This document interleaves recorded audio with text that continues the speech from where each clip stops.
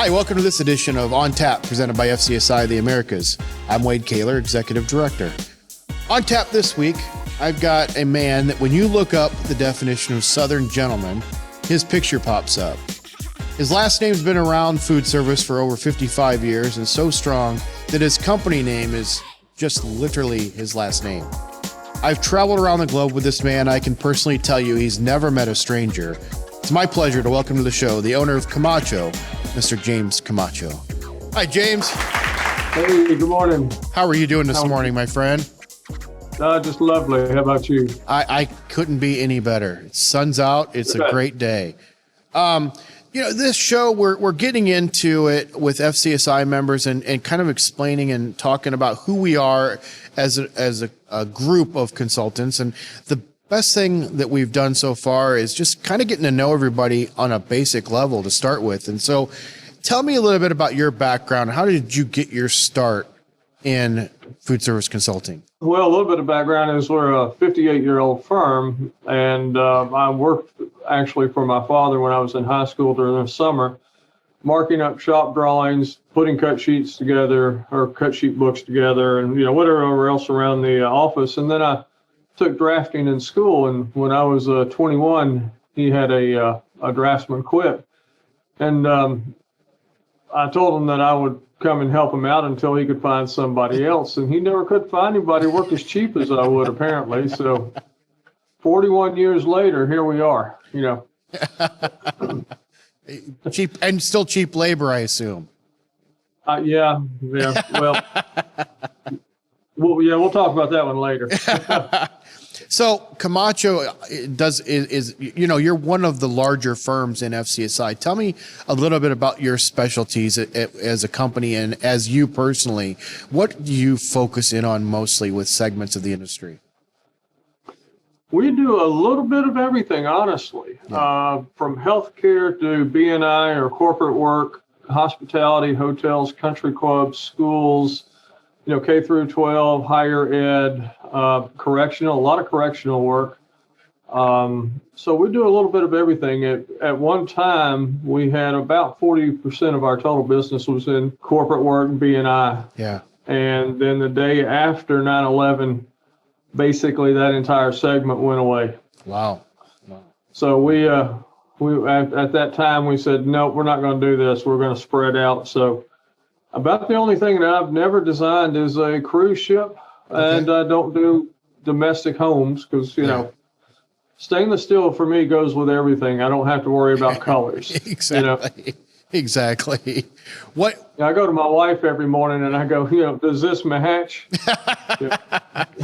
Well, thank God she's there for you for that, because you always do look well. So, and all the times that I've seen you, you do match. So I'm assuming before you travel, she lays that out for you as well. Couldn't do it without her, I'll tell you.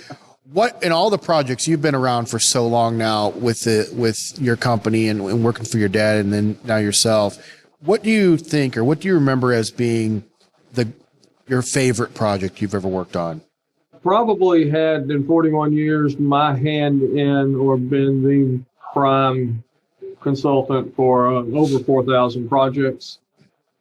But I think one of my favorites is going to go back and be the ChickfilA corporate headquarters building in Atlanta down near the airport. Yeah. Just a tremendous company to work with. The whole philosophy and all the people who work there are just wonderful.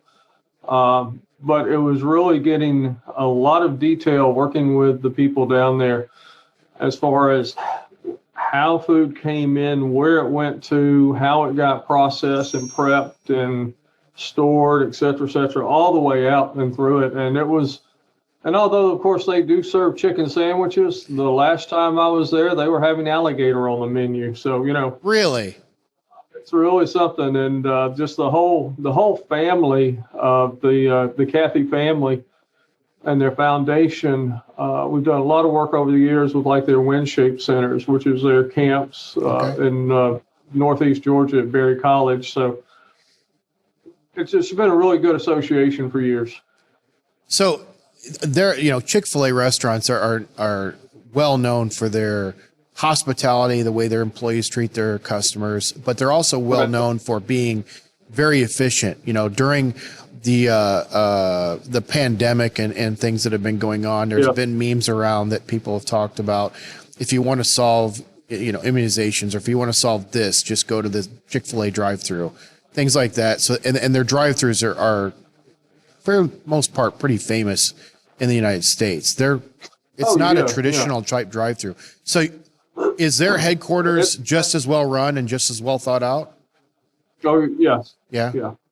And it continues to grow, and their innovation center and testing center, which we worked on a few years ago, it's just amazing what they have there.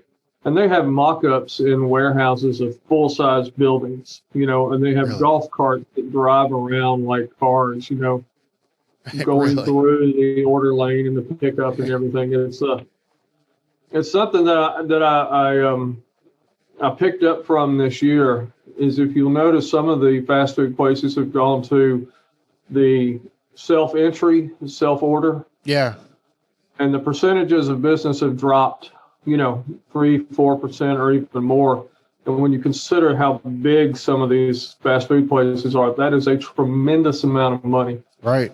Chick-fil-A added more people into the drive-through, taking orders or delivering food or bringing it out. It's that customer service. Yeah. And that's something that we've used here in our company, as where are we providing value to our clients? Yeah. What kind of customer service are we providing? What more can we do, you know, so that our architectural clients or our clients, as far as whoever may be in a restaurant or a country club that we're working with, is saying, yeah, that was a good thing that we brought them in. Yeah. Who do you think, or who do you attribute to being your greatest influence in your professional career? Well, that's a great question, and I don't know. Of course, working with my father for many years and learning from him, but I think I would probably say just the FCSI consultants as a whole, meeting with them over the years, you know, going to different sessions with them or at conferences.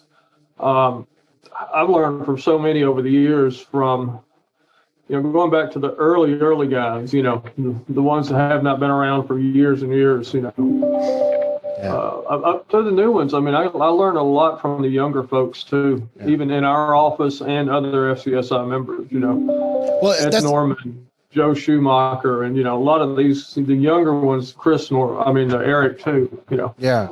That brings me, segues right into my next question, which was, you know, somebody that's younger that wants to enter into the industry, what is your piece of advice you give to anyone thinking of even becoming a food service consultant? I would probably say write it down. Yeah. And that covers a lot, but it's when you're meeting with somebody and a client, engineers, contractors, make sure you're taking notes that you can go back and look at later.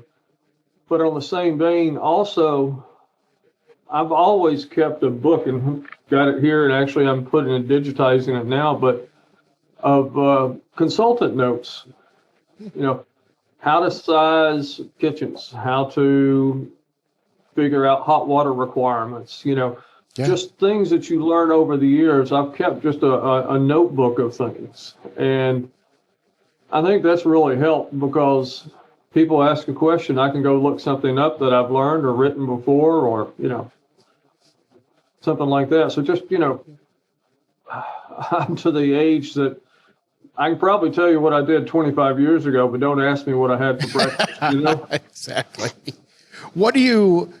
So in over 4,000 things that you've had your hands in, tell me about your biggest screw up. What was it, and what did you learn from it?